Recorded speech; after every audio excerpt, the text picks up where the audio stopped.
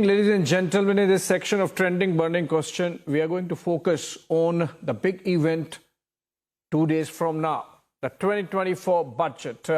And ahead of the mega elections, Finance Minister Nirmala Sitharaman is all set to unveil her sixth, of course, an interim budget on February 1 at 11 a.m., setting the stage for the financial plan for the government until the new one takes over after general elections. The comprehensive budget for the fiscal 2024-25 will of course be presented in July, regardless of whether the incoming government is new or re-elected one. This also marks the conclusive budget of the second term of the Modi government. The officials involved in the budget formulation are currently in a lock-in period, as is the tradition, and strict confidentiality measures for the final document are being maintained. Here's a comprehensive report on what was presented in Budget 2019 and what you can possibly expect in 2024-1. Watch this report.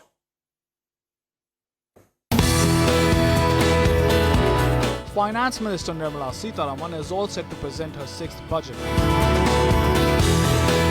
While this will be an interim budget, a full-fledged one will be presented after the Lok Sabha elections. The last interim budget was presented in 2019 by the then Finance Minister Piyush Goyal. Madam Speaker, I rise to present the interim budget for the year 2019-2020. The 2019 interim budget proposed substantial income tax relief for the middle class by increasing the exemption limit from 2.5 lakh rupees to 5 lakh rupees. The last interim budget also introduced the Pradhan Mantri Kisan scheme with an aim to provide direct income support to farmers, which was later also launched by Prime Minister Narendra Modi. The standard deduction for salaried employees was increased from 40,000 rupees to 50,000 rupees, providing additional tax relief to the middle class. Gratuity limit was also doubled from 10 lakh rupees to 20 lakh rupees. The Pradhan Mantri Shram Yogi Man Dhan scheme was introduced, offering a pension of 3,000 rupees per month for workers after the age of 60 in the unorganized sector. In a bid to provide sustained and focused attention towards development of fisheries, the government also decided to create a separate department.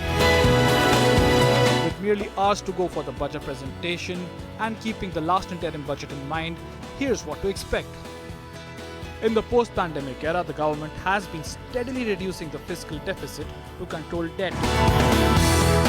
The target of 5.9% for the current fiscal year is likely to be met and further lowered to 5.3%. Significant progress in reducing the budget deficit is attributed to increased tax collection. With economic growth above 7%, positioning India as the fastest growing major economy, big focus will be on infrastructure spending. Experts say the government is likely to focus on increased financial support for farmers in the budget. In a bid to consolidate women voters, additional support measures for women is also expected to be a factor. We also have an expectation that this will be a foundation of what budget there will be coming after the election, because we are quite confident that the government is there and the same government will be repeated. And we have seen several innovative and nice things happening in this government, and we wish to continue with the same. The budget is likely to set the tone for the mega Lok Sabha elections, and all eyes are now on the big interim budget. Bureau Report for Republic Business.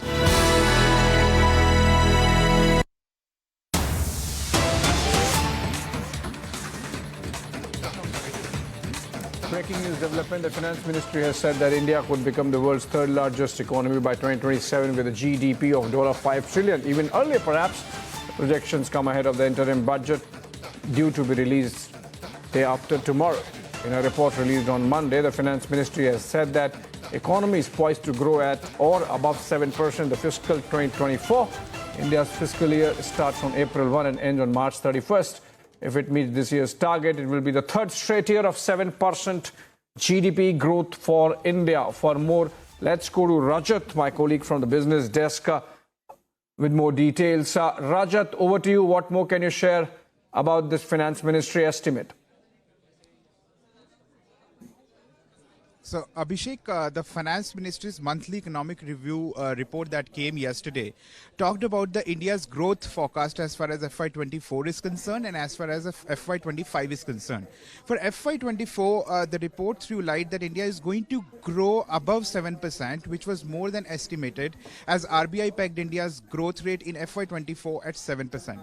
And for FY25, they have said, and that's very important, that India is going to grow closer to 7% for FY25 as well.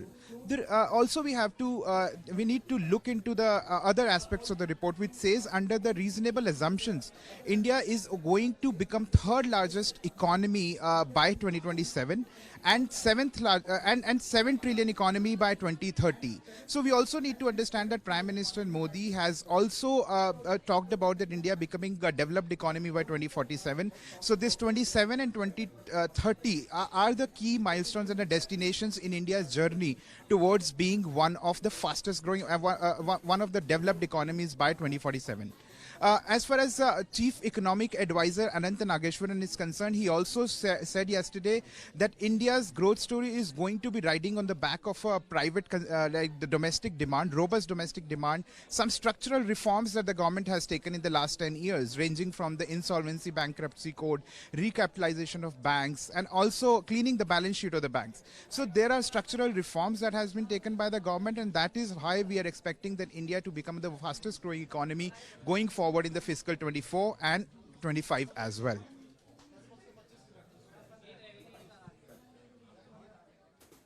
All right. Also, in fact, Rajat, we are getting these reports that the IMF, International Monetary Fund, has revised India's forecast upwards amid better than expected resilience in the domestic demand. The IMF, in fact, has raised the growth forecast for India from 6.3 to 6.7% for the next fiscal.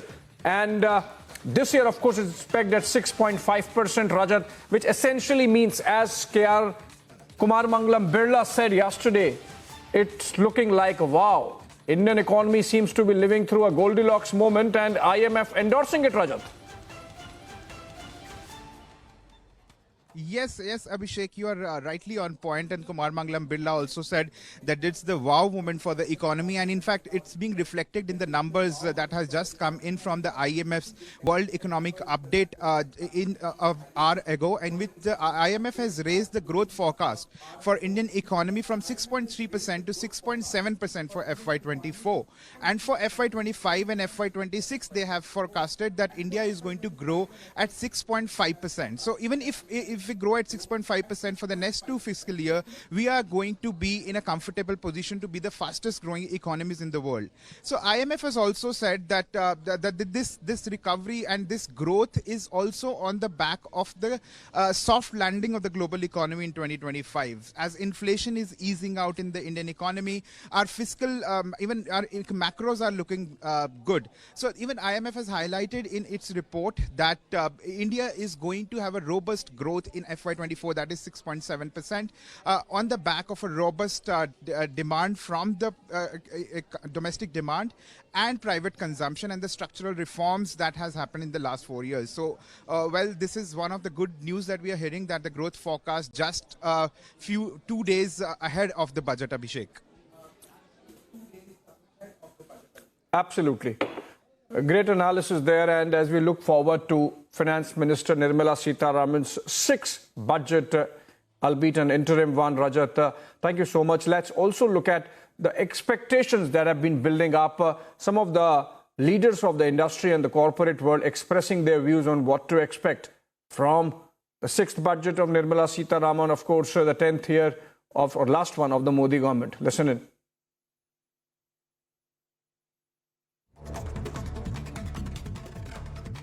Income tax slab should be expanded. 0 to 5 lakh no tax, 5 to 10 lakhs 10%, 10 to 15 20, above 15 30 lakhs with surcharge, and that should be given as an option to people, because the government has got a 5 slab or 6 slab which is complex, which many people are not doing. I would like to see in the budget is some more measures to support MSMEs, such as mandatory registration in trades, as well as means to provide collateral-free credit, which is very important for their growth. more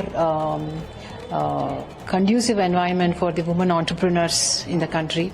Of course, there are measures that is being taken for women entrepreneurs, simpler steps to reach out to the women who really need this kind of encouragement to become entrepreneurs is what is expected. Very important ingredient is a healthy India. And for a healthy India, we need a certain level of healthcare spend. And we also need to make sure that health insurance, which is the access to healthcare, penetration increases. Incentivize private sector and tell them that if you put hospital in tier 3 town, 100 bedded, and you call them Ayushman hospital, then government should be able to provide them cheaper electricity, number 1, cheaper capital, and number 3, provision of single window clearances. If you can provide these 3 measures, private sector will be ready to invest. EV sector में majority battery का contribution आता है vehicle cost में, जो 40% तक जाता है। उसके ऊपर 18% जीएसटी है।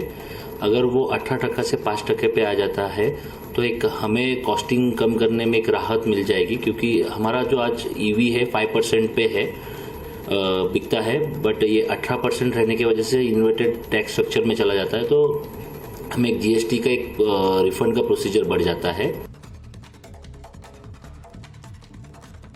Hello and welcome to a special segment on India's budget history. Let's take a look into some fascinating records that mark the evolution of India's financial planning. In a historic moment on April 7, 1860, the inaugural budget of India was presented by Scottish economist James Wilson, representing the East India Company. This budget marked the introduction of income tax, a significant revenue source for the government to this day. Fast forward to post-independence India, and on November 26, 1947, R.K. Shanmugham Chetty, the finance minister at the time, presented the nation's first budget. A linguistic shift took place in 1955. The Congress government decided to print budget documents in both Hindi and English, making them accessible to a wider audience. Delving into political legacies, Morarji Desai, the former Prime Minister, holds the record for presenting the most budget proposals in India's history. During his tenure as Finance Minister from 1962 to 1969, he presented a record of 10 budgets, setting a benchmark for subsequent leaders. The shortest budget speech in Indian history was presented by Hirobhai Mulji Patel in 1977 during the Morarji Desai government. His concise speech consisted of just 800 words. Over the years, the Union Budget presentation has seen some changes in timing and language. Until 1999, the budget was presented at 5 p.m. on the last working day of February. Yashwant Sinha altered this tradition, moving the timing to 11 a.m. In terms of word count, the record for the lengthiest budget speech goes to Manmohan Singh, who in 1991 used a staggering 18,604 words during the annual financial presentation. Cut to 2019, Nirmala Sitharaman broke away from a century-old Bahi Khata tradition during her maiden budget presentation. Instead, she opted for a red silk bag adorned with the national emblem to carry the budget documents. This move has been widely praised as a significant step in shedding the colonial-era tradition. Interestingly, Nirmala Sitharaman became the second woman to present the budget, doing so in 2019 for the fiscal year 1970-71. These milestones showcase the rich and dynamic history of India's budgetary process. Within just around a decade of joining politics, Nirmala Sitharaman etched her name in the records by delivering the longest budget speech in Indian history. On February 1st in 2020, she spoke for an impressive 2 hours and 42 minutes during the presentation of the Union Budget for 2020-21. Lastly, amid the challenges posed by the COVID-19 pandemic, the budget for 2021-22 marked a historical digital transformation, becoming the first entirely digital budget presentation in independent India. Viewers, here's a short glossary of words which will help you understand the budget and the economy better. Fiscal deficit. It's a difference between a government's total expenditures and the revenue it generates, excluding money from borrowings. Fiscal policy is the next one. Fiscal policy deals with revenue and expenditure policy of the government and how it affects a common man's life. If the government changes the income tax rate, then it impacts the disposable income in people's hands and influences their buying power. This subsequently affects businesses and the tax income of the government. Now, monetary policy is the flow of money in an economy which directly impacts its growth. The government monitors the liquidity in the economy to ensure optimum growth via the Reserve Bank of India. The next term, finance bill. A finance bill pertains to the country's finances and could include changes in taxes, revenues, government borrowings.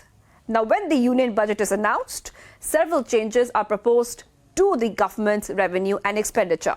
Immediately after the presentation of the union budget, all financial changes recommended are presented before both the houses of the parliament in the form of a finance bill. The next one is vote on account. Now, after the announcement of the union budget, the government starts the parliamentary approval process. Under this, there is a special provision called vote on account, where the government obtains permission from the parliament for a sufficient sum to carry on daily functions until the required legislation is passed.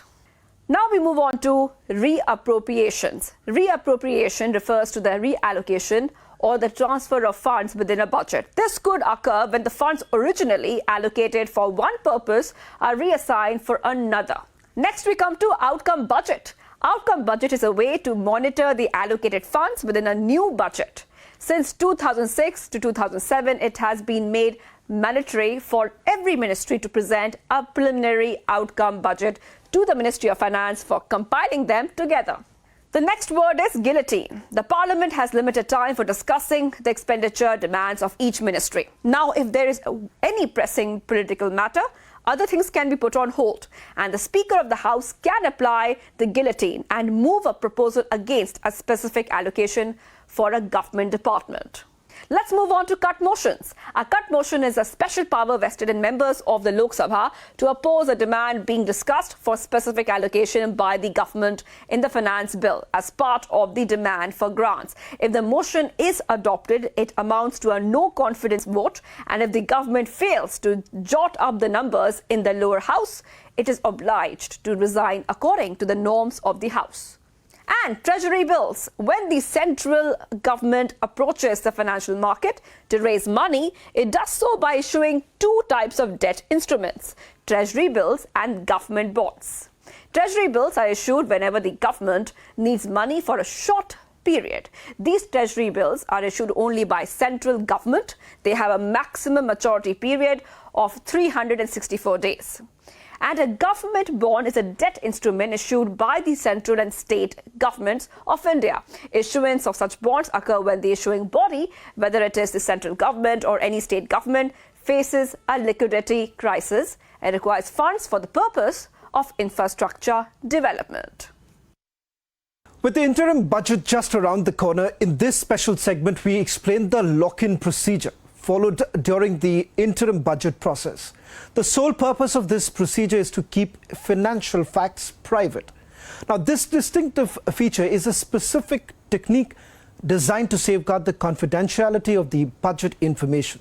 Now, during this period, dedicated personnel are confined to the budget press in the North Block to ensure that the budget remains anonymous until the Union Finance Minister publicly presents the budget to the Parliament.